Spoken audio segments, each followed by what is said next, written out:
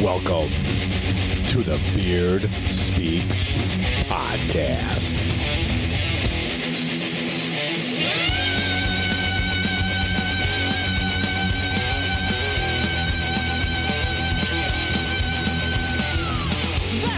Hey, all right, guys. Welcome back to another awesome episode of the Beard Speaks podcast. That is right.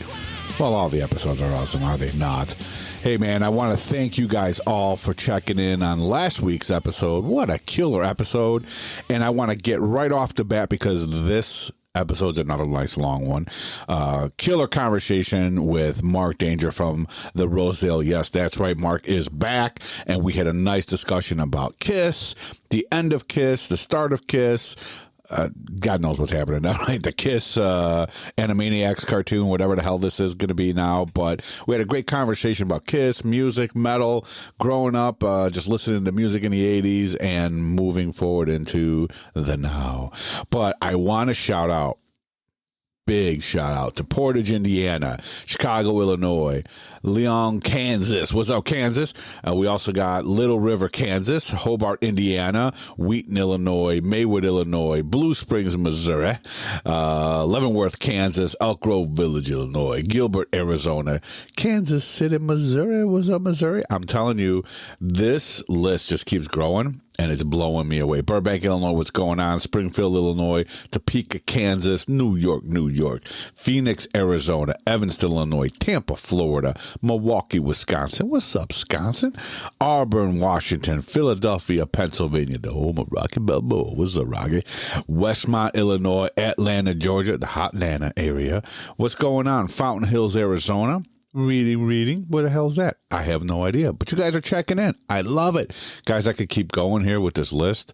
I got a lot of countries, a lot of cities and countries I can't even pronounce. Now, here we go. This has blown me away because it's a little podcast that could, man. I've been doing this now. We're going to go into year 3. Starting in 2024, and I am blessed, guys, that I can keep doing this show. I try to get as many episodes a month as I can, 2 to 3 episodes a month. I enjoy it. I love it. I'm glad that you guys are digging it, man. So besides the United States, what else are people checking out the Beard Speaks podcast? Well, let me tell you right now. We got United Kingdom, Canada, China, Germany, Mexico, Bulgaria, India, Australia, Nigeria, Jamaica, Sweden, the Dominican Republic. What's up, Dominican Republic? The Russian Federation, Japan, Guatemala, Indonesia, Ireland, France, Spain, Finland, Italy, Denmark, New Zealand, Singapore, Brazil. What's up, Brazil? Hungary, Costa Rica, Argentina, Poland, Greece, the Netherlands, Malta, and Oman. Wow. Guys, I am speechless because, again, like I said, just some dude with a microphone and some good equipment coming out with a little bit of a podcast for you, and you guys are all checking it out and sharing it. Go to www.thebeardspeakspodcast.com because that, my friends, is where you can hear the Beard Speaks podcast. And we are on all the platforms, guys. Apple Podcasts, Spotify, Google Podcasts, Podcast Index, Overcast, Amazon Music, iHeartRadio, TuneIn Radio, Podcast Addict, Castro, Castbox, Podchaser, Pocket Cast, Deezer, Listen Notes, Player FM, Good Pods, and Pod Friend.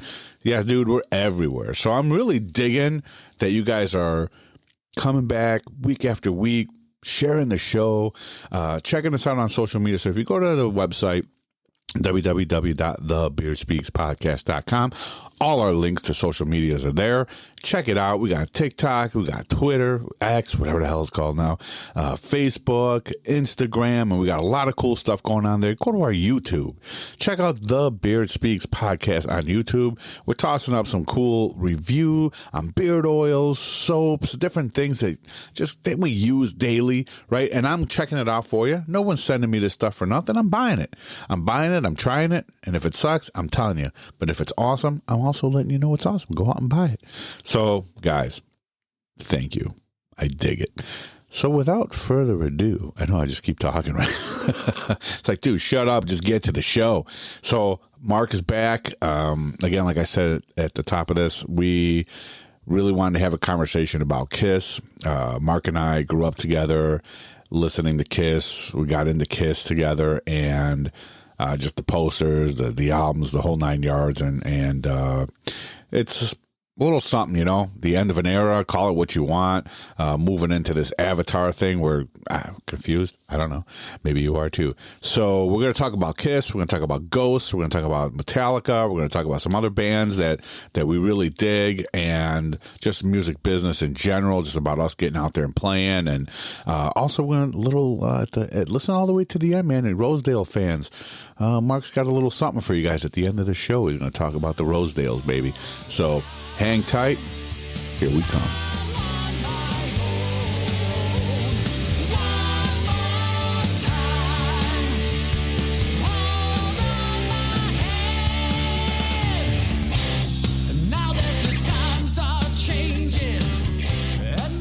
All right, guys, another awesome episode of the Beer Speaks podcast, and I have back again Mr. Mark Danger from the Rosedales. What's up, Mark?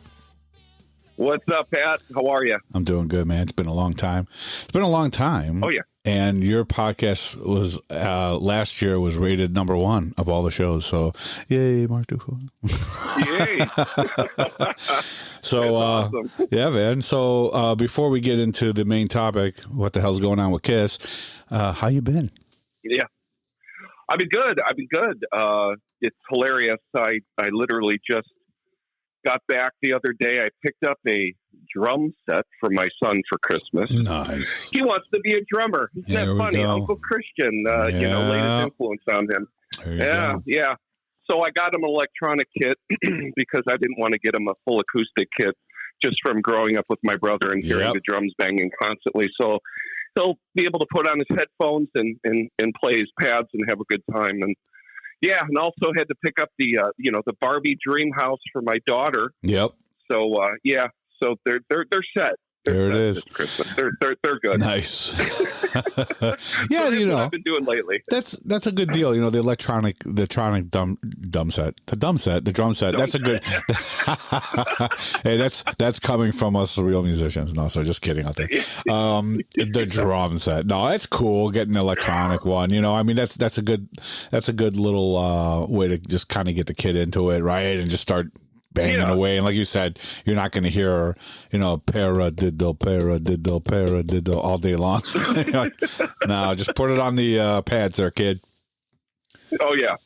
Yeah, a lot of fun. So, let's do a little Kiss. So, Kiss. So way back, I mean, dude, so this is why I wanted to do this episode with you, is because we are like the Kiss, the original, the OG of the Norwood Park neighborhood. Well, growing up of Kiss, right? We just kind of were both like into it hardcore, Oh, yeah. Yeah, I mean, I said on the last podcast that the first record I got was Rock and Roll Over. Yeah. So, that was my introduction. 50 years later, they're now avatars. Yeah, I know. I don't know how I feel about that, but before we rip on that, good for, because I just don't know how I feel about that. That's the funny thing. Like, when I started seeing that, I'm like, they had a good run. I mean, to be honest with you, like, in my heart, Kiss really ended after, the last goodbye tour where they had Ace and Peter were in the band, right? And they came back and they did 100%. That was, they should have, and that was about 30, I think it was their 30-year mark. It was 20 years ago. Jesus, 20 years. Yeah. Yeah, I saw that tour a couple times. Same here. And because we thought it was it. This was it. Yeah. I forgot what they called it. The first time I saw Kiss, the original guys in makeup. That was the first time that I saw them in concert ever. Same. Was in the 90s or whatever. Yeah, same here. I mean, because we never had a chance when we were kids. Our parents were going to take us as a kids. Hell no. So we were in the era, by the time we were able to go see concerts and stuff like that on our own, that was the, after the makeup and all that stuff, which I still dug that era of Kiss. I still liked, what they were doing and Lick It Up and Animalize. I think Animalize is really a great Kiss album, for that era of Kiss. You know what I mean? was that when Bruce came into the band? That was before Bruce Kulick was playing. That was the guitar player. Oh God, it's gonna escape me now. St. John or something. St. John, yeah, he died. Yeah, he did. Not too long ago, actually, like a year ago or something. I remember something happened to him in some kind of hotel.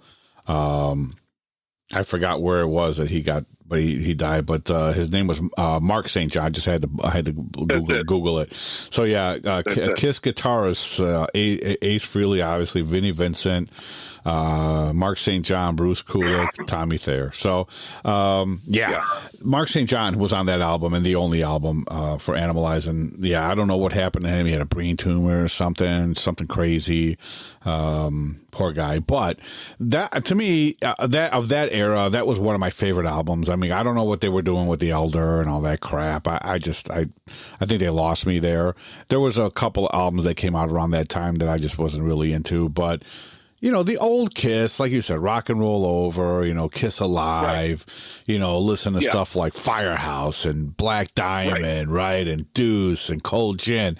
I mean, they had a lot of like just duds, obviously, on those old albums, but they had a lot of killer tunes that overshadowed that, right? Yeah, I mean, I even like Creatures of the Night, even though, I don't think Peter Criss didn't play on that. It was Vinnie Vincent. It was. No, wait, it wasn't even. It was Eric Carr. It was Eric Carr. You're right. And Vinnie Vincent, I think, recorded all the guitars for that album, didn't he? Yeah, they had Ace's photo the front, but Ace was not on the album at all. Yeah, that was the last makeup. That was the last makeup album, but and it was Vinnie Vincent, right? So, which was, I mean, that was a great album too, So, oh yeah, Creatures of the Night, that's a jam. I mean, with that, then they went into the no makeup era, and I like Tears Are Falling, Heaven's on Fire. I mean, those are great songs. Yeah, no, they really are. They're I love them. Killer. I mean, that I have nothing bad to say about that era of Kiss either. So to me, like I said earlier, I think that was when it really ended. It was really when they brought the original lineup back and they did that farewell tour. And I think that's where it really should have ended, because the stuff they did after that with like Psycho Circus, I know that they tried to bring a couple of the guys back. They didn't really have anything to do with anything. One guy played a guitar solo. I think, Ace must have did one solo, and then, Peter Criss did one, song on drums or wrote something. And that was really it. Yeah. Sad. I mean, it's kind of like what happens to a lot of bands from that era.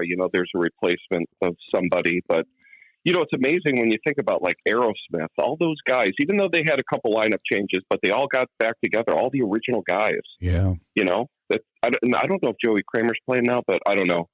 But it's good to see bands that actually stick it out, that are actually still alive. But that's the bummer about Kiss. It's like Ace and Peter are still alive. It would have been great to see them, just, okay, this is it. Let's just do 10 shows with all the original guys. Yeah. That's sad. But whatever. Yeah, I mean, it is what it is. Whatever. It is what it is. I mean, Ace, he's got his new album that's coming out, 10,000 Volts or whatever. I don't know if you heard that new song. I did, and it's produced by that guy from Trickster, yeah. The bass player from Trickster played on it, and the guitar player from Trickster is actually playing on the album, and he produced it. Yeah. That's pretty damn cool, right? Yeah. Oh, yeah. Jersey guys too. Yep. Pretty cool. And young, they grew up on Kiss, and all of a sudden now they're working on Ace's album. So that's pretty cool. So I heard an interview. Oh, yeah. I heard an interview with Ace, and he was just like, whatever. You know how he is. He's got that goofy attitude, and he was just like, I don't think they'll stop. And so I don't know. He's like, they could pay me $1 million and I'll show up to Madison Square Garden. I know. I love you. It's all about what Gene and Paul want to do. If they want to pay me $1 million. Yeah, guy's hilarious. I love Ace. He's so funny, great. Dude. He is. That laugh. Yeah, the laugh is hilarious. God. And it's kind of funny because, he is that. I don't know how to explain it, but he's just at that stage of life where he's like, I don't give a shit. like, whatever, I'm Ace Frehley. I've been here, done that, He's like, either you take this or I just really don't care what you think. I mean, and he's got that attitude, but he's happy, What they should have done is Ace and Peter, I've read all the books, okay? Uh-huh. And obviously there was some issues with drugs and alcohol with those two members, obviously, okay? So what they should have done is, and Paul and Gene gave them lifelines, said, let's do our solo albums and then come back into the band. Right. Like Paul and Gene wanted them in the band. All the stuff that I read, obviously things, get construed as time goes on, but they should have literally lawyered up Ace and Peter, held on to the rights of their makeup. Yeah. And just kind of been, maybe they could have been like a Glenn Tipton situation in Priest, where it's like, I'm going to still write the music with you guys. Maybe I'll perform a little bit, I don't know, but it would have been great to see the original guys all back together. Especially it's always, what could have happened, shoulda, coulda, woulda. Right. We could sit here and be like, armchair quarterback saying, what I would have done if I was in KISS, but we were, Well, a lot of reviews I listened to or read were just like, well, it was just like another KISS show, if for a 50th year, and especially for like the last one at Madison Square Garden, like you would think they'd bring Bruce in and, Vinnie Vincent, God knows what he's been doing, but you would think, that it would be like, this is the grand finale, bring in the other guys, maybe, you do a little something special, or even have video running in the background of some old school stuff. But I really think, and unfortunately this happens, like you said, in a lot of bands, animosity and, it's just people. People forget that, it's just regular people, and then they fight like, just like all of us do, and have arguments and disagreements, and people change, and, but we look at them like, oh my God, it's KISS. You know what I mean? Like when we were kids, going back to the beginning of the conversation, we were so young and impressionable. And back then, right, without internet, imagine that, everyone, no internet. There was no internet. We got our magazines from, the Butera or the Walgreens, right? And we go get our guitar magazines or circus magazines, and that's where we got our information. That was all we had. That's all we had. And then all we had other than that was wait for Friday night videos, right? So we we can see a video, and then we're like, oh my God, that's so cool. We want to do that. And that's it. Now, it's kind of, I don't know how I feel about it. Everyone's personal bullshit's out there, and everyone's arguing, and this one.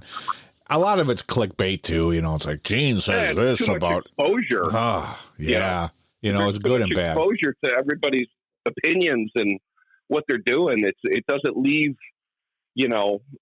any mystery in it anymore. That's the word. Yeah. And I think that the mystery is what really fueled a lot of the popularity of these bands in the 70s and 80s, Oh, for sure. For sure. I mean, that whole mysterious veil that was over, like Motley Crue, KISS, and like, who would be the other one? There was an evil side that was attractive. Right. They were just normal dudes, but it was left up to our imaginations. Yeah. It was almost like they got us. Yeah, they did. They got us. They got us. They got our money, But it's like reading a book. Yeah, you got the imagination running, and you just don't know. But I think a lot of the KISS army, and that whole persona of just being part of something huge like that was it was just amazing. But I think a lot of people that didn't like the band or just, we're just kind of in it for whatever. For us, it was just like a lifestyle almost, you know what I mean? And it really, KISS was just huge, So now to see where they are now, I guess we can go into that part of the conversation just to see kind of how they left things off. I don't know, man. What was your first thought? Well, I was, I work in kind of the live event area, and I've worked on jobs where they've done kind of stuff like this, big productions, avatars, and CGI things that are created on screen. So I first was like, I heard about the band ABBA doing something like this a couple years ago, and they went to ILM, which is Industrial Light and Magic. We all know what movies came out of there. Yep. So they did that ABBA show where they scanned all the original members and then took archived footage and matched it. And it looked cool, but it's like, okay, so I'm going to listen to like basically a CD with the music watching basically a 3D movie. Yeah. I mean, like the Dio stuff. Remember the Dio 3D Dio 3D Avatar thing? Yep. Yeah, I mean, it seemed like people dug it, but I don't know. It's just not the same. I can't wrap my head around it. Yeah. So I was in Vegas, and they're like, come see the Kiss Avatar show. Yeah, I'd go see it. Right. For sure. But it's not something that I'd be probably going on multiple tour dates to see. You know what I'm saying? I would experience it. Yeah, for sure. Mm-hmm. You know, but it's like, who's playing the music? Is there a band playing the music with these avatars? It's an interesting thing, but it doesn't surprise me with Kiss. That makes sense. Yeah, I didn't even think about that. Who's playing? Yeah, is it because if they're just running a CD, what the hell? What do we want to see that for? It's basically a movie, like a 3D movie or something. Yeah, so that's basically what it is. Yeah, and that ABBA, what is it called? Voyage. I think I looked up some of it, and that was really what it was. It was just a movie. It was recorded, right? Yeah, well, they had all their avatars. It looked like they were on stage. On stage, right? Yeah, on stage, and obviously, it's all the lighting effects and stuff like that to make it look real. But it was just avatars, and then they came out. All the original members of ABBA came out, and they took a bow. They didn't play. I don't think they played and announced the music. That's crazy. So yeah, but I think Kiss saw that, and they understand. ABBA is one of the most successful bands ever. A lot of people don't realize that. Yeah. So they were like, well, let's do this. Maybe we could, do this. But I don't know who's going to manage that, Gene. He'll hire somebody. Gene. Yeah, exactly. I don't know, man. Yeah, I checked out some of that ABBA stuff, and that's I was like, oh, that's interesting. And I don't know if I would go. But like you said, if you're in Vegas, get a dinner, a couple cocktails. Hey, you want to see the Avatar Kiss show? Okay, fun, whatever. But it'd be like a Cirque du Soleil or something. Yeah, like, I'm guessing they'd incorporate some sort of live action with it, and fire and shooting lasers and stuff. I'm sure it would be cool, but it's not Kiss. It's the next way of kind of putting their music out there. So is that now? That's something I didn't really look into enough. Are they going to release new music, but it's just going to be with the avatars? Oh, I don't think they're releasing anything. Oh, okay. I don't think so. I don't quote me, but I mean, it sounds like Paul always kind of is always writing his stuff. Yeah, I think would be the most active because he's had his solo career. I wouldn't be surprised if he played a couple one-offs with his band. Yeah, but I don't know. Maybe he'll play on his son's band. What's his name? Evan Stanley. I think his son, who's kind of the torch is being passed to. Sure. They opened up. His band opened up for Kiss, and I'm sure Paul will probably play on a couple of his records. I mean, it's his dad. Right. So I don't know, but I just personally, I don't think there's going to be any Kiss in the studio. Maybe they might redo some songs or rewrite some songs for the Avatar production. That's what I was thinking. Like, are they going to do a new song or, what's going to entice people to go see the Avatar? So you just spent, God, I don't even know how much a ticket was to go see Kiss on this last tour. But, the way things are going now, I'm sure it was a couple $100, right? So you spent a couple $100. Oh, I'm sure it's more. Probably, I know it's probably more. A couple $100, you got nosebleed. But because I actually saw I went to go look at the prices. I was driving down the Kennedy the other day, and my daughter looks over at me and says, "Is Def Leppard and Journey still a thing?" I'm like, yeah, honey, why? Oh, I just saw a billboard that they're coming in concert. I thought you would like that. I'm like, I would definitely like that. I said, do you want to go?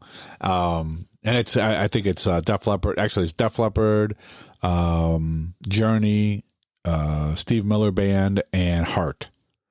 So killer lineup, and I'm like, I'll look at tickets, and they were like $400 something. I'm like, okay, you know what, guys, enough. You know, I mean, it's not like it's not, you know, worth it, but $400, you know, so you're spending that kind of money to go see a live show. What is so you just spent probably $400-$500 to go see Kiss. You see the Avatar show comes through town. What's going to entice you to go? Is it, you know, because you're like, okay, I saw it already. I saw the real Kiss.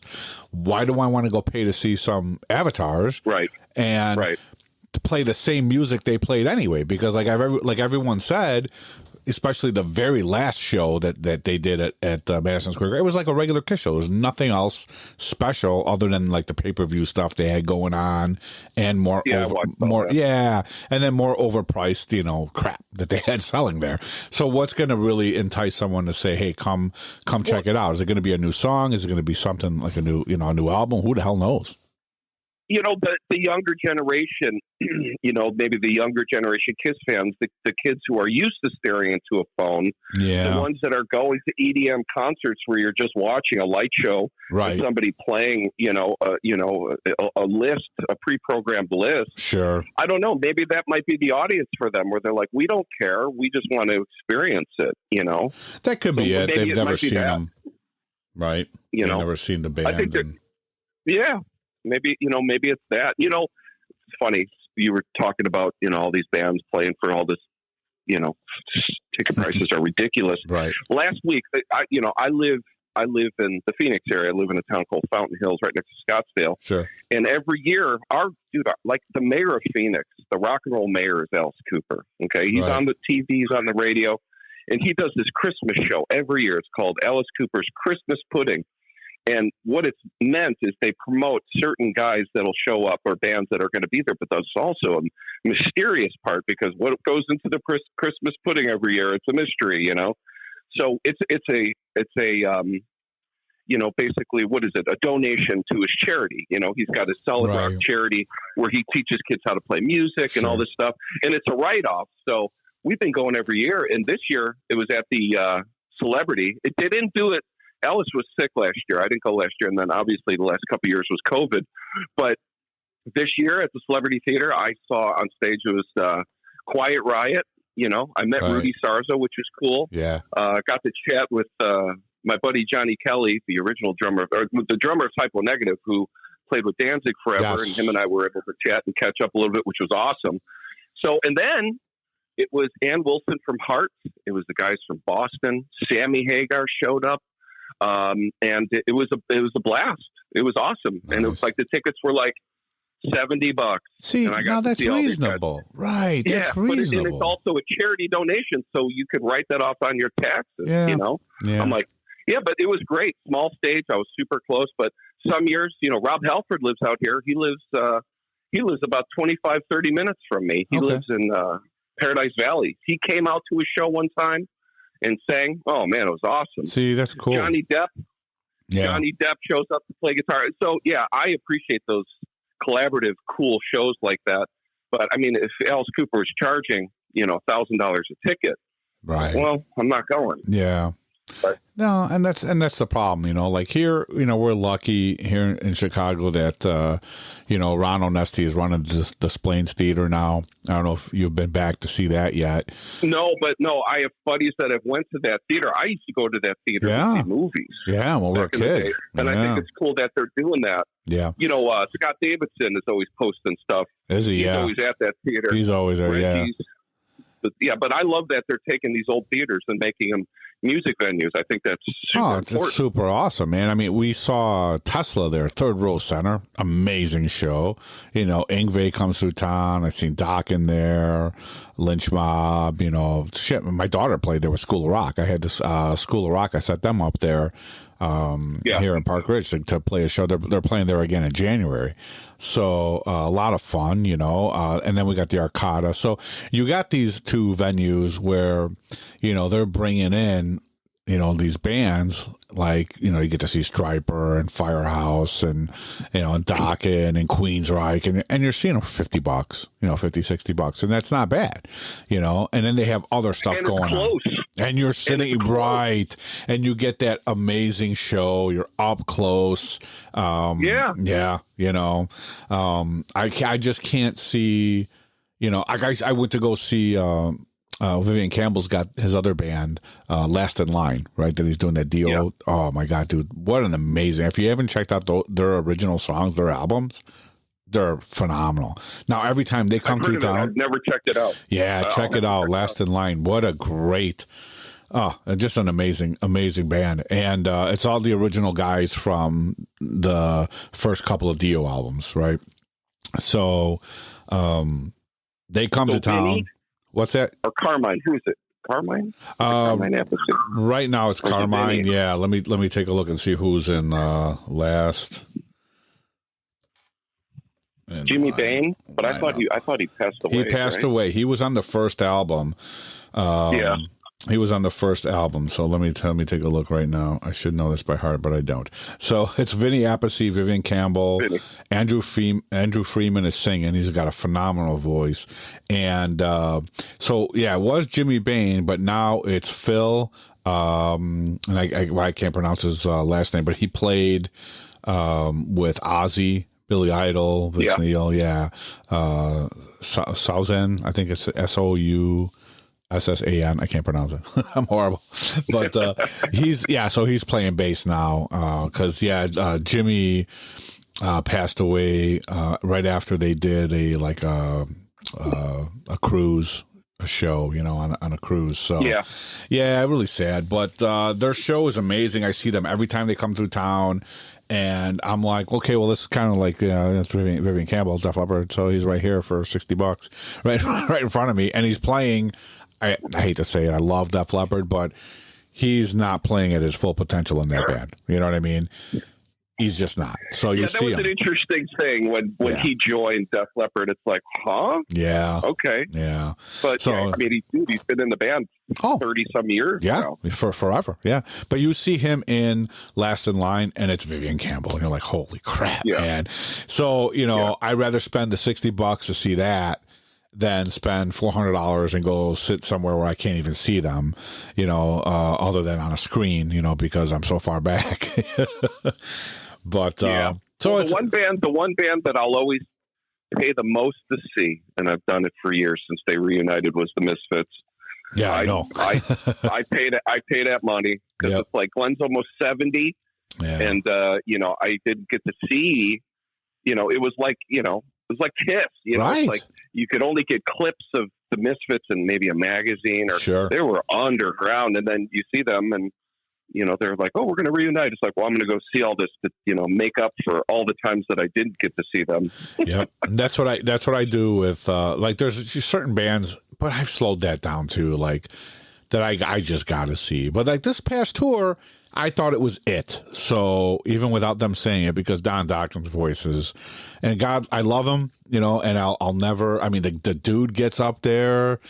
And, he's had cancer, he's had back surgery, he's lost control of one of his arms, and he can't use his hand, he can't play guitar anymore, but he still gets up there, and his band is on fire, man. So that's awesome. I figured this is going to be it. And so my son took me for my birthday to see them with Lynch Mob at the Des Plaines Theater, and we had like second row. It was insane, which was great because I imprinted on my son. He loves Dokken, so he goes to see him all the time.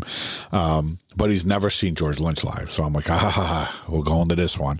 So we went there, and then the next night they played at the Arcada, and here's my brother calling me. He goes, "Hey man, you want to go see Dokken and Lynch Mob? I got you a ticket." I'm like, dude, I just saw him last night. But was I going to say no? No. We were right at the Arcada the very next night watching it was cool because they did change the setup a little bit, So there's a band, and that at Queensryche, I'll see Queensryche every damn time they come through town. I don't care. They're just amazing. So they're two of my favorite bands. But at least, with Queensryche, they're still humming along like a well-oiled machine. And Todd LaTorre, man, that dude can sing, just amazing. But Don, I think they just came out with a new album. And it sounds really, really good. Yeah, granted they tuned down but sure. Studio magic, he sounds good. Not like the old days, but he still sounds good. But yeah, live, he's just, but he's still, they're touring a new album, and, God bless them. They're doing it, and he said it, he's like, I this is what I love to do. And other people say the same thing, man, then don't go. If you don't want to hear them and you don't, you know what I mean, then don't go. Don't spend the money, don't go. Well, I tell you what, I took my son to his very first concert this summer, and I took him to see Metallica, Pantera, and Wolfgang. Oh, how was Wolfgang? That was his first show, if you could believe that. So wow. I was debating. I remember I was like, maybe I take him to see the Misfits, and the Misfits were playing outside in the summer, and I was like, nah. Do I take him to see Kiss? But he likes Metallica. Okay, so. Yeah. So talk about an expensive ticket. So we bought these tickets over a year ago, and it was these double weekend where they play on a Friday and a Sunday. And he likes Five Finger Death Punch. They were in some video game he plays, and he likes a couple of their songs. Nothing crazy, but I'm like, I'm going to bring you. But the first day was Metallica, Pantera, and Wolfgang. Uh-huh. And on the second day, it was Metallica, Ice Nine Kills, and like Five Finger Death Punch. So what happened was this: I told my son, because I was just going to bring him on Sunday.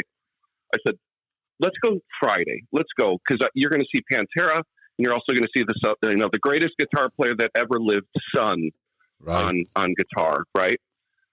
So we'll bring him to the show. It's in a football stadium. It's it's massive. He's loving it. But what was happening is James. We started noticing his voice was like starting to really give him a hard time. And, doing a little bit more of the crowd, letting the crowd sing. And then you see him, he's got a cough drop in his mouth. And he's smoking cigars, dude, in between. So, and I'm like, what are you doing with your voice? So anyway, they cut the set short.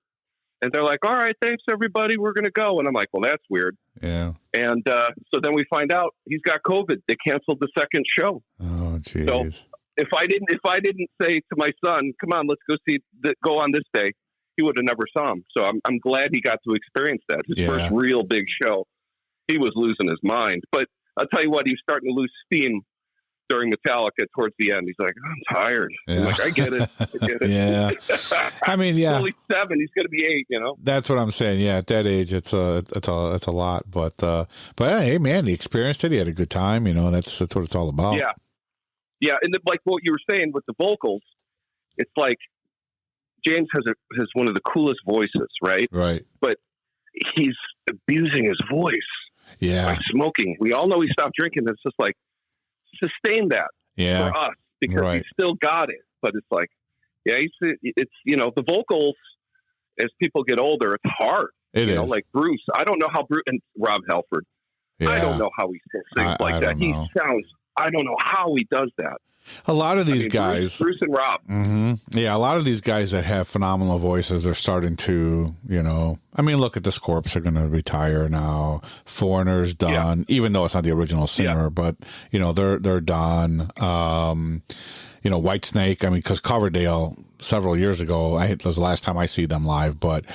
And I wasn't expecting much, and I was like, holy shit. I'm like, this dude can still hit these notes, but, that's it. Like I saw Winger live. This was a couple years ago, but again, now these guys are really just getting up there, and I think they're just calling it, but they're coming out with new albums and then just kind of calling it, or I don't know, but to be an Avatar, I just think call it, man. Just end it. End it on a good note, and call it a day. But again, you're talking about a money making machine, and I think these guys have said it so many times. Kiss is a brand. It's not even a band anymore.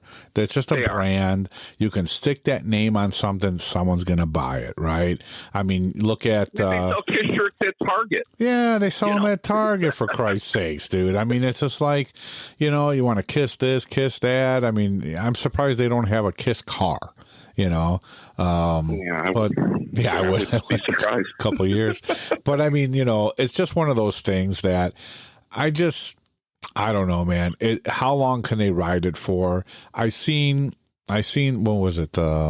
Probably about 5 years ago at a Comic-Con here in Rosemont, and Gene Simmons was going to be there.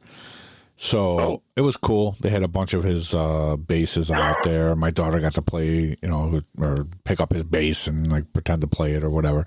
And when Gene came out, there was really not a lot of people out there. And this huge bodyguard comes bringing him out. And there's probably, I'm going to say 20 people in line to see him. And, everyone's like, there's Gene Simmons. And then this big dude's like, it's Gene Simmons. Everybody clap, And it's like, what? Because like Gene wanted that aura of everyone screaming and clapping when he walked in the room, I was like, dude, come on. Just come out here and sign some autographs. And, there's kids here that are going, oh, my God, Gene Simmons, how cool. You know what I mean? I think to me, and I know you're the same type of person as I am, I get more of a satisfaction off of like someone genuinely going, dude, I love your music, man. What, that's awesome. Instead of screaming and hollering that I walked into the room. Yeah. Yeah. Oh yeah. I don't know. Yeah. So that's the whole He needs the thing. attention. He needs the attention. That's why I think that's what's behind all this Avatar stuff. They just want that attention to continue. I don't know. That's my impression of it. So let me ask you this.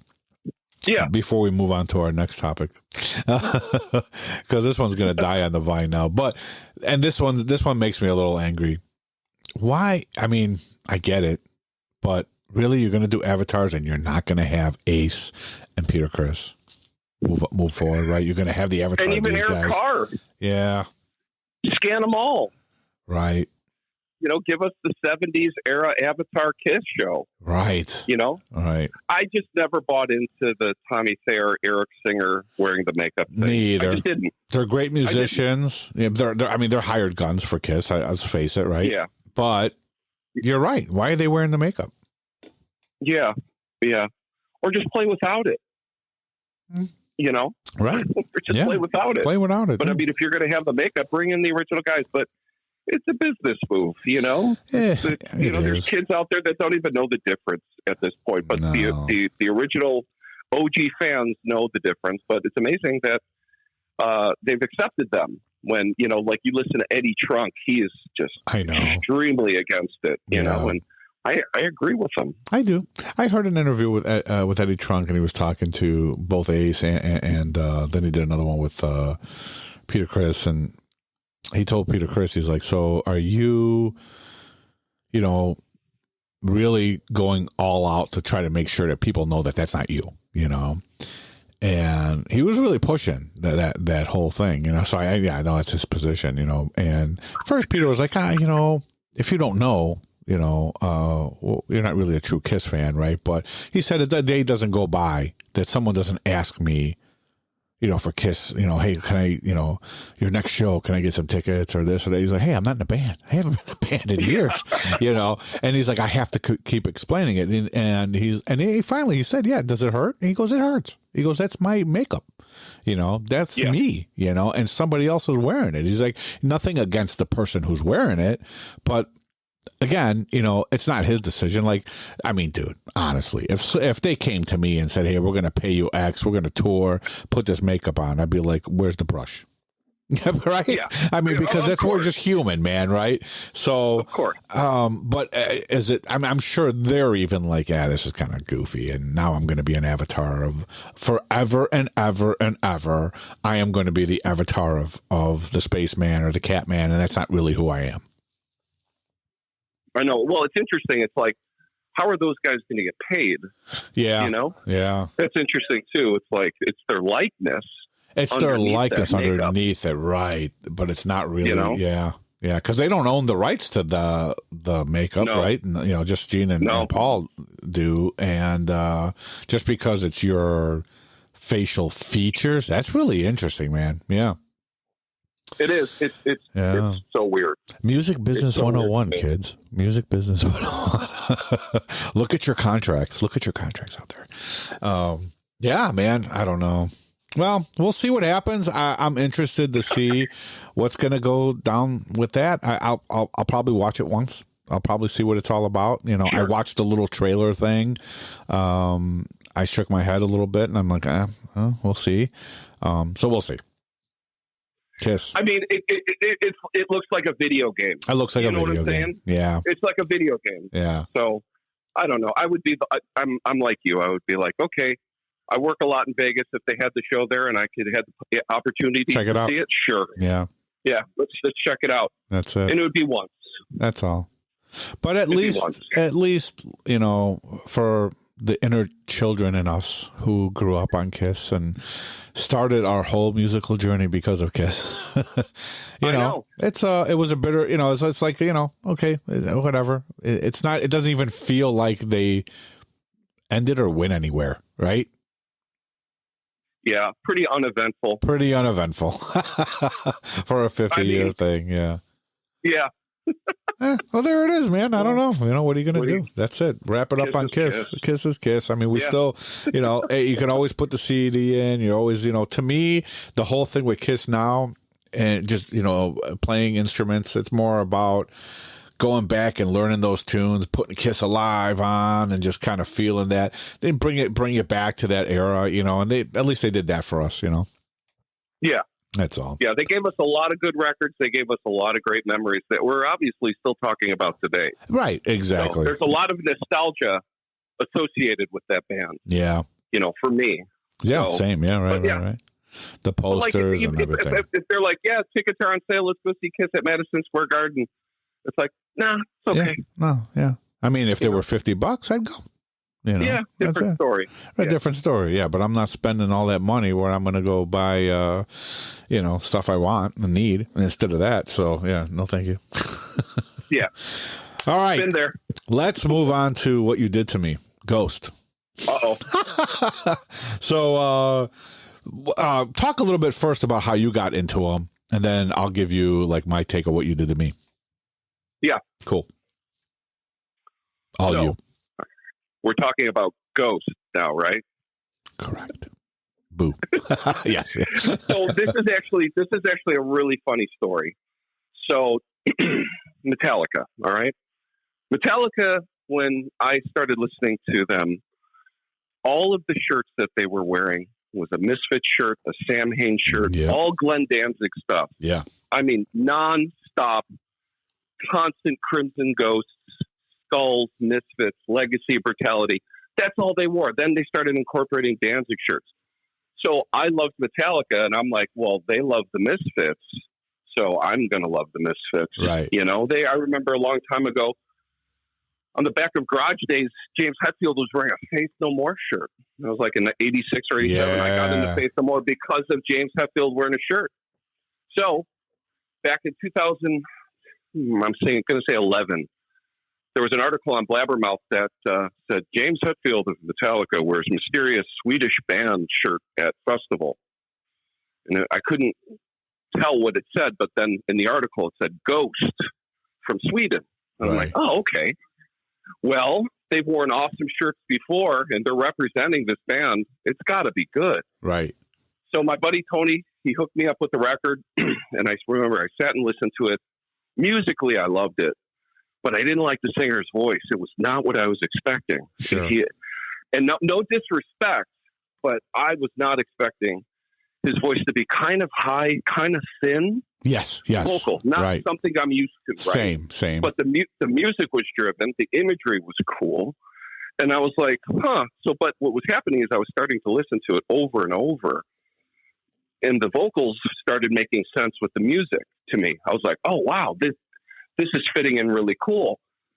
And I started, that journey, with Ghost, where I'm like, these guys are cool, man. It's like, they have some heavy stuff, but it's also pretty poppy stuff. And they're wearing makeup and they're doing all this. Oh man, it's like the Rosedales. Right. We're dressed up like a bunch of vampires playing some poppy stuff.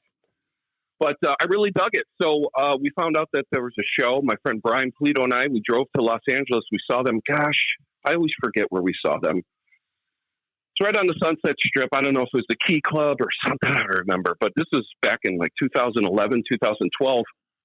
And we were at the show in LA, and James Hetfield was at the show. Oh, in the audience. Okay. Yeah. So, and then, They put out their second album, which is fantastic. And I just was like all in on Ghost.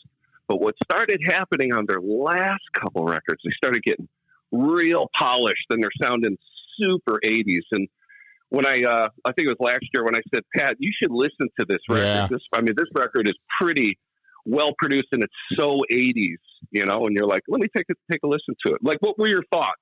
So I same thing. The voice got me first because I'm so used to, you know, just those powerful vocals and everything like that. So that was the first thing. Same thing. I was like, oh, it's a little high, a little thin, but the music and the production itself was, I was like, okay, I'm really digging this. Because when I first saw them, something just turned me off. And I don't know if it was maybe the vocals at first, but it was years ago when they were first kind of hitting the scene. And I was just like, yeah, not my thing.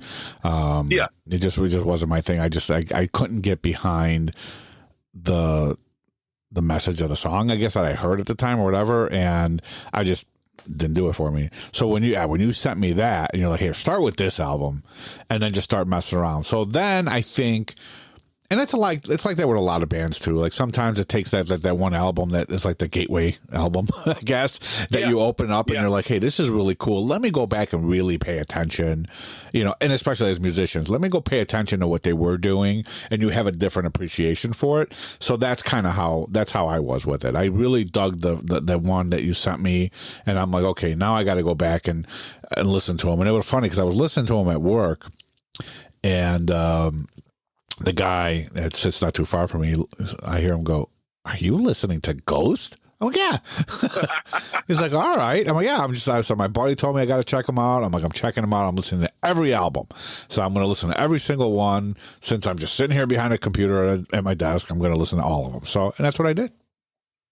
Oh, that's awesome. Yeah. You know, the beginning with Ghost, you know, with their imagery, the haunted Pope, Papa Emeritus and all that. Yeah. I think there was definitely some people that were turned off by the satanic ghoulish imagery, you know? Yeah. And they would sing like, you know, their first song is like Lucifer, you know, and it's like, oh my God, what is this? It's Merciful Fate stuff. Yeah. You know, like Merciful Fate. It reminded me of that a lot. But as they started getting more popular and like, we're talking, they were playing clubs and then you'd see them at like the House of Blues and then you'd see them at a bigger theater. Now they're playing arenas.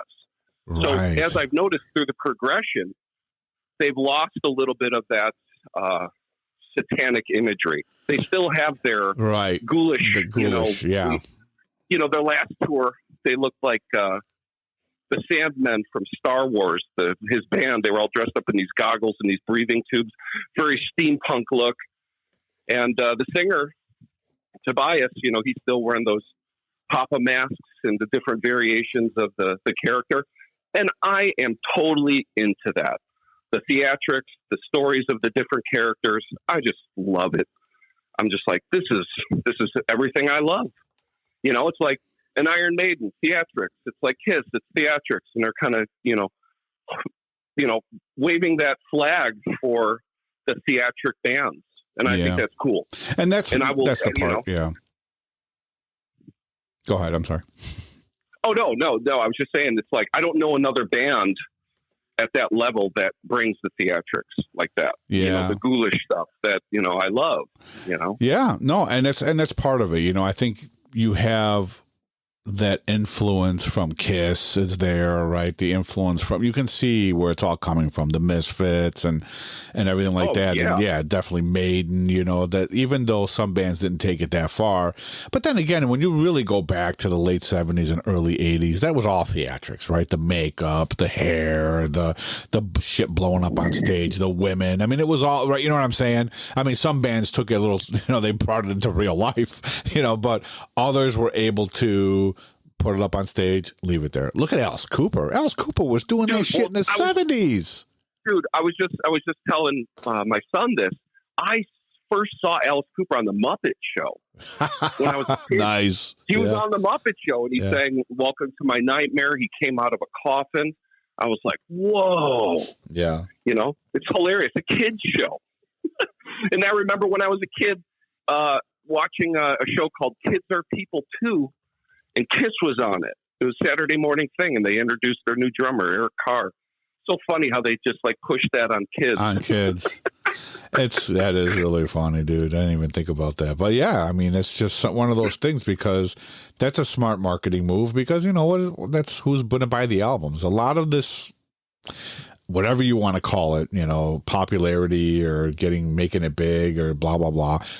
It all falls on the kids that are buying the albums, right? So somebody asked me one time, I did a radio, high school radio interview at Maine East years ago, right? Somebody asked me, hey, they tried to put me in a room as an 80s metal guy against some like Pearl Jam dude. And they thought we were gonna go head to head, all hating on each other. And we didn't. We had mutual respect, you know. And even though I'm just not a fan. I mean, I respect some of the stuff, Temple of the Dog. You know, I respect some of the stuff that came out in the 90s. I'm not a fan like I am of the 80s stuff. Now, it could be because that's where we grew up and that's kind of, you know, whatever. 70s and 80s to me, musically, it just musically as a musician, I think is a lot more complicated, a lot more fun to play, more meaningful also because of just the time we grew up. But I have respect for all music really. But that genre, they thought the two of us were going to start going head to head. But I made a point and the guy agreed. I'm like, look, we are in the era of Pearl Jam and Nirvana and all this stuff right now because, okay, guys my age that were buying the Van Halen, the Motley Crue, and the Dokken albums the minute dude, I was at Rolling Stone in line when the album was about to drop because I didn't have a job, okay? Or if I did, I was pushing carts and I was able to go whenever you know what I'm saying? So it wasn't like I had bills. I was still living with my parents. So my money was disposable and my money went to buying records and guitar strings. Okay. So that's where my money went. So of course you've got hundreds and hundreds and hundreds of kids, thousands buying albums when they come out. So these things skyrocket. So album sales are through the roof and then they go on tour and then you're buying the concert tickets. I said, now in the late 90s, we got freaking Rent. You know, some of us have our kids for the first time and, you know, kid needs diapers. I can't go out and go to the concert. I can't go buy the album when it first comes out. So our priorities shifted. And the younger generation, they saw, you know, Pearl Jam, Nirvana, all this stuff started coming out, and they don't have those responsibilities. And they started buying all the albums and doing that. That spoke to them, right? That generation, that music spoke to them. So they went after that. And I think it ebbs and flows. I can tell you, though, that era of music that was coming out, I love, because the thing is I remember the first Seattle band I was ever exposed to or saw was Soundgarden. They opened up for Danzig in 1990. I was still in high school. Wow. And we had front row, and I'm like, oh my God, this guy could sing unbelievable. And I went out, Rolling Stones, got the album Louder Than Love. My two favorite bands from that era, I even saw Nirvana at the Metro, if you could believe it. Oh, wow. Right before Nevermind came out, I saw them at the Metro. I also saw Pearl Jam at the Metro opening up for Soul Asylum, and there was like 20 people in the crowd. Yeah, Soul Asylum. Yeah, and that whole scene blew up. But my favorite band of that whole genre was Smashing Pumpkins. Chicago band, saw them from the beginning. I thought Billy Corgan had an unusual voice that I actually really liked. He was a shredding guitar player, and they were just a new thing. And I was in 100%. So it was like, for me, it was the Smashing Pumpkins and Soundgarden. Those are my two bands from that era. Those are my guys. Okay. I love that, but, you know. I was not, and I'll fight you now. I was not a fan. Now we're going to go down. No, I was not a fan of Smashing Pumpkins. Billy was, I mean, we're all from here, from Chicago. He, you know, we've crossed paths at different places. And I mean, I better than I do with like Enough's Enough. Like those guys, Chip, you know, I've crossed paths with him many times, and we've played with them. I saw them a ton. I've seen Enough's Enough a ton. Yeah, I remember going to Crowbar back in the day and seeing like Derek Frigo there, and Vicky Fox. Yeah. So funny. Yeah. And then I would, going to shows in Chicago. This is a true story. I went and saw Nirvana at the Metro, and I was standing next to Darcy and James Iha. Oh, wow. While they were watching the show. They were a local band. That's crazy. And a lot of these guys, yeah. Yeah, a lot of these guys, they all cut their teeth in, the same, streets we did and stuff. And, but the funny thing is, like, I was playing the clubs right around the same time, that Chip was and stuff like that. And there were times we'd run across where we'd play the same show on the same bill, and he'd be like, well, I'm not sharing a dressing room with these guys. I'm like, dude, we're playing the same stage. What are you talking about? Sharing a dressing room. So like stupid stuff like that, it just turned me off. I'm not the band, but the individual, and that's why I always say it's always like, it's always the individual person that, nowadays we just know too much. So it's like, when someone says, well, hey, so this guy's this guy, I'm like, dude, I just like the music, man. Don't ruin the whole thing for me. I just like the music, so I don't know. It's like they say, don't meet your heroes. Is that what they say? Right? That's the saying, right? Exactly. Don't meet your heroes. I was always worried about that. Like, when I typed for George Lynch and stuff, I was like, oh, I hope this guy's just not a dick. That was cool. Oh, what a nice guy, man. Just the nicest guy. The coolest thing that ever happened with me, I don't know if I told you the story before, but... Well, he lives out here. Doesn't he live in Arizona? He lives by you, yeah. No, actually, now he moved. He lives in New Mexico. Oh, okay. Yep. He moved out to New Mexico now. So does Don, actually. He lives out in New Mexico. But he did live in Arizona for a long time. But, one of the last times I teched for him, normally when I teched for him a handful of times, and, I would tune up his guitars, or he breaks a string, go change the string, whatever. But this one time I did it, he only had two guitars with him. He had a Les Paul. No, it wasn't Les Paul. It was one of his custom guitars that he built himself, and then he had his Wicked Sensation guitar, with the snakes in the skull. And so they're playing the show. They're going on, and I'm standing on the side of the stage, and it's really cool. I'm going to have to send you a link. I actually found somebody put it up on YouTube, the whole Lynch Mob show, and they were playing at Tailgaters in Bolingbrook. And you just see me jumping up back and forth, talking to George, bringing him guitars. I mean, it's really cool. So I was like, oh, wow, look at that. It's pretty cool. So that is cool. I was doing it, so I had no intention. I didn't have no way of taping that or recording it or whatever. So, but it was cool to find, I just went on YouTube and, looked up, Bolingbrook Lynch Mob full shows, and I found them, and I was like, oh, there I am. So anyway, what was funny was he's playing a show. He broke a string on the Wicked Sensation guitar. So I go to grab it because I saw on the set list, it said Wicked Sensation was their encore. So I go to grab the guitar and run off the stage to go change the strings. They had a little cubby in the back. It was a room, and I had everything set up for, teching the guitar.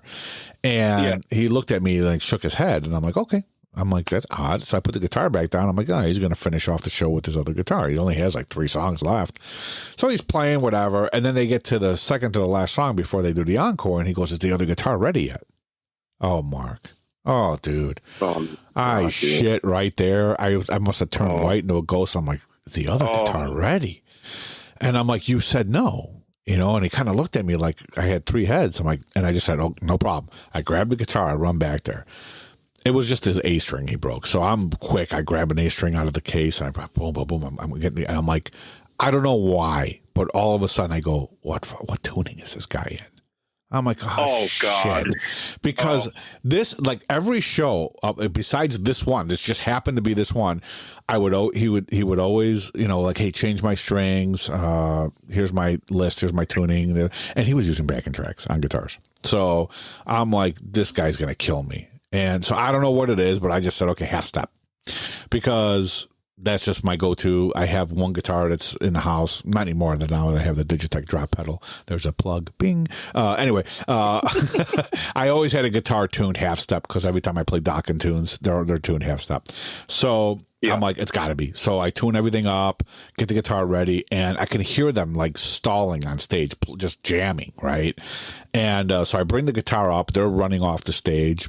And to do that whole thing where they make it believe like they're leaving. And then, they come back up on stage, and I didn't have time to say, hey, dude, check your tuning. Just check it.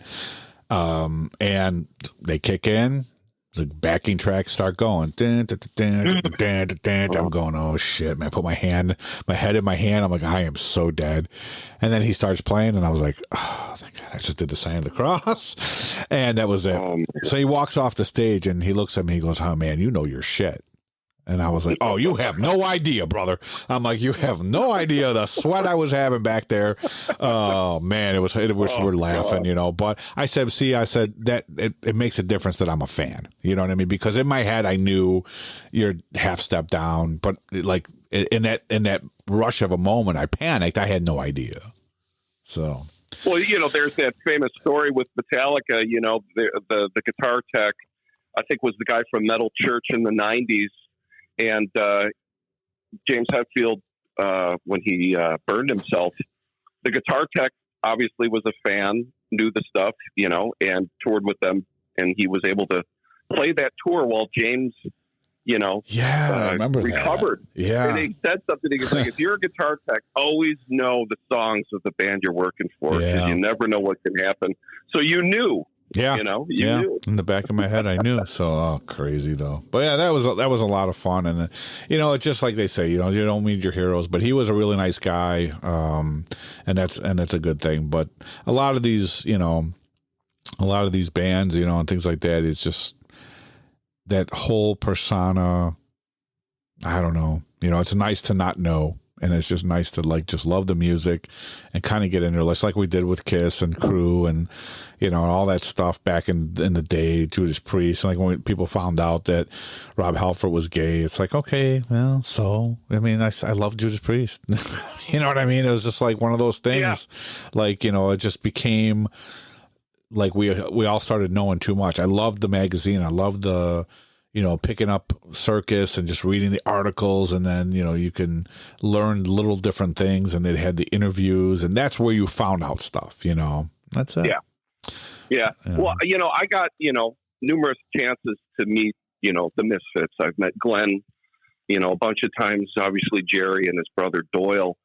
And I tell you what, Glenn is one of the nicest guys. He's obviously a misunderstood guy, right? He is. He has a lot of, what's the term I'd like to use? There's a lot of mystery behind him still, you know? So every time I've met him, he's always been real cool. He's kind of a soft-spoken dude, you know? But then you got like Jerry, who is like the best rock star to ever meet. He'll sign everybody's stuff. He'll let you wear his vest. He talks to you. How you doing? What's going on? How's I mean, he's like, it's like, oh my God. And then you got his brother, who is very quiet.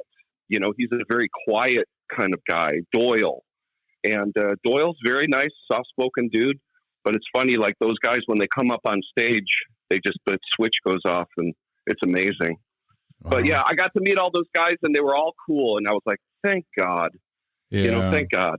It's got a lot to say to that, but yeah. Well, we're almost coming to time, man. But before we go, what's going on with Rosedales? Anything good? Anything happen? Anything in the pipeline, or you guys taking a chill for right now? Well, it's here's what's happening. Since the last time we talked, I have had some songs that were in pieces for the longest time. So up until recently, I basically started structuring all of these songs together and putting them in folders. My brother lives really close to me, and obviously he's the drummer. So we're talking about doing it kind of differently, where we might track the drums out here in Arizona, and then what we'll do is we'll take those files and bring them back to Mikey in December. Or I'm sorry, not in December, in Des Plaines. Yeah. That's where his studio is. Right. So obviously Johnny and Rip still live in Chicago, and Christian and I are out here. So we're going to get those kind of started. And I have a little bit of time off for work with the holidays, and spending time with the kids and just kind of structuring those. So basically all Christian told me is like, as soon as you get the song, you know, make sure you record it to a click, and then we'll figure out a drum pattern, you know. And then Rip's got a bunch of songs he says he's been working on. And I just saw Johnny a couple weeks ago in Chicago, and I said, get ready for some solos, dude. Nice. So things are moving. We already have kind of the name picked for the album as well. Nice. So I'm not going to reveal it. No reveals. No reveals. Yeah. No. But yeah, we're looking forward to it. Now, do we have shows? No, we don't have any shows. No, I know. Yeah, it's hard, man. People ask me that all the time. It's hard. It is hard. It is hard. And we all have kids. And, it's the same thing I said on the last podcast with you. If it's the right opportunity, we would love to do it. Yeah. We look at our brothers in Blitzkid. These guys are playing huge shows and festivals in Europe. It's like, that would be so great. But there's a lot of work that goes into it. There is. There's a lot of work that goes into it. Would we like to play more? Yes, we would love it. But we want to play the right shows, the good shows. Yeah. And that's hard to pick nowadays. It is. We're not going to get in the van. No, we're not going to do that. No, I did that before. I know. And that's why a lot of people ask me the same thing. I was talking to someone earlier today, and they're like, yeah, the band, this, that, and you're playing here. And I'm like, yeah. I'm like, look, I said, especially the winter, I don't even care. Like I've scaled down to just my board on the floor. I got my my Line 6, got my modeler, I got studio quality guitar sound going out now, right? I could switch over from a SLO 100 Soldano to a 5150 head to a Marshall. I could do whatever I want right there. And then I could, you know what I'm saying, right?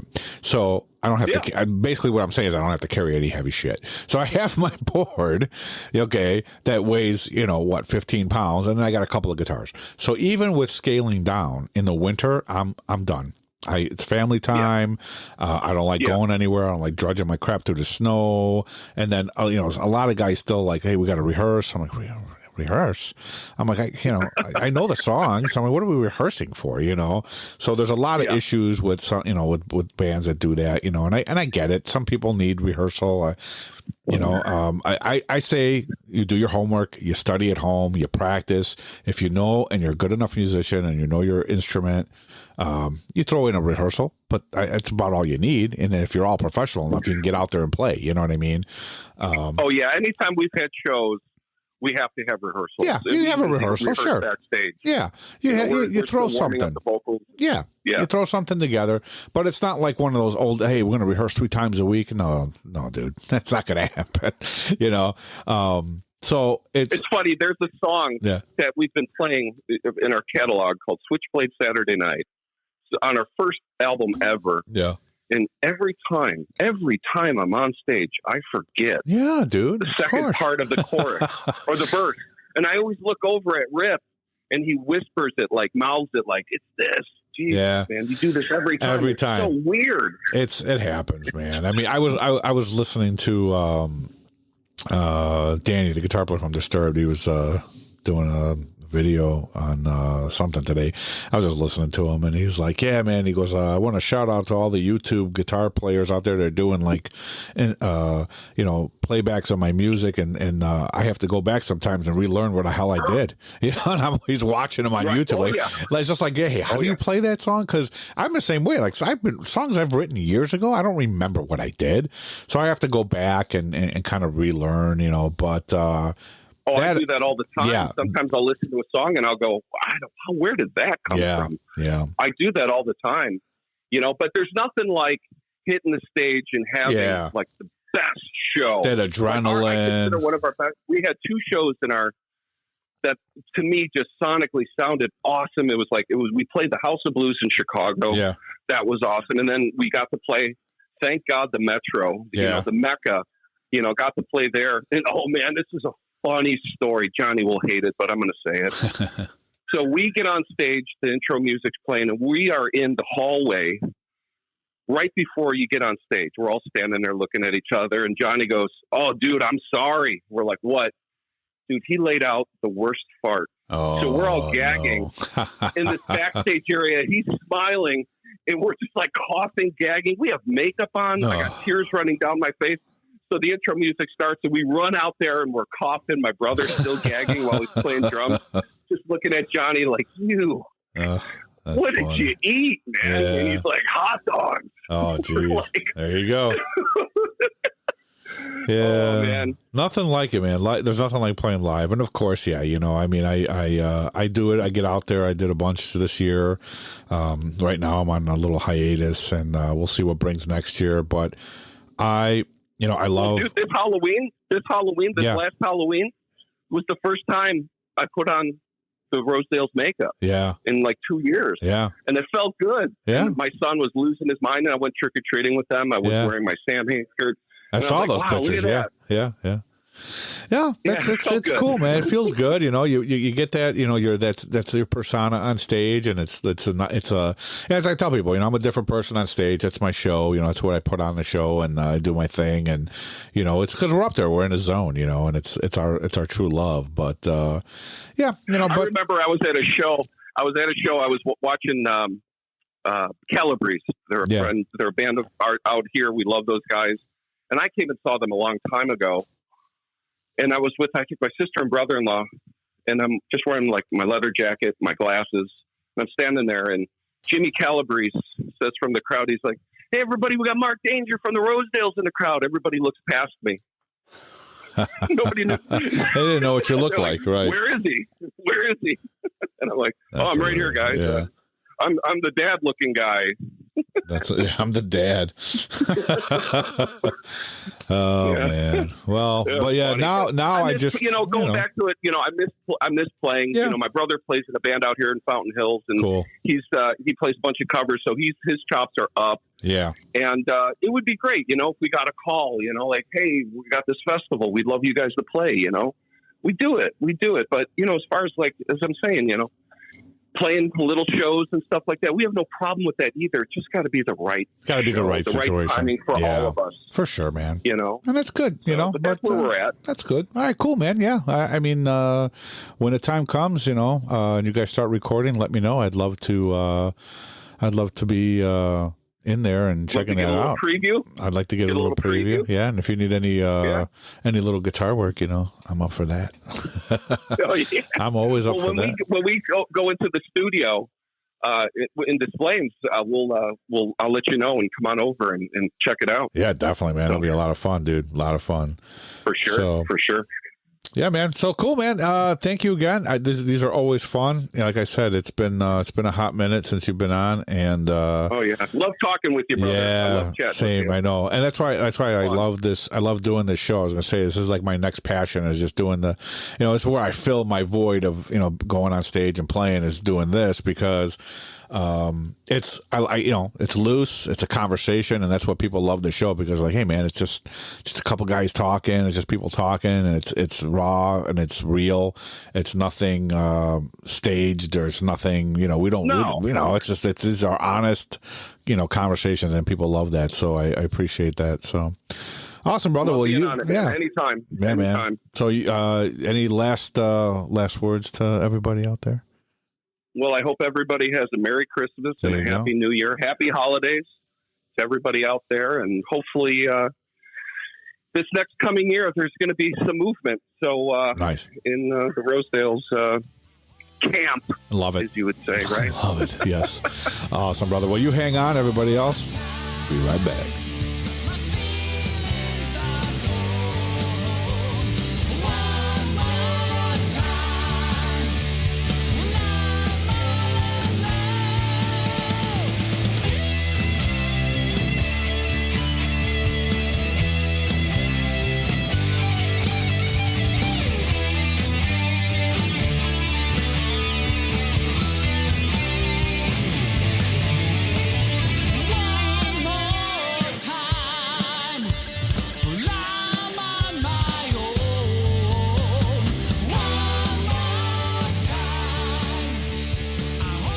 So there you have it. There is my conversation with Mark Danger from the Rosedales.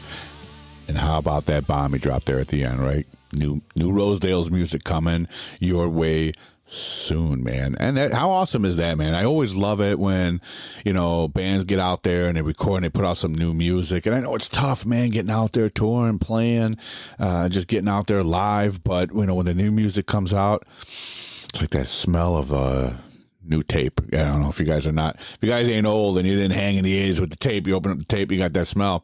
That brand new cassette. So new Rosedales music is coming.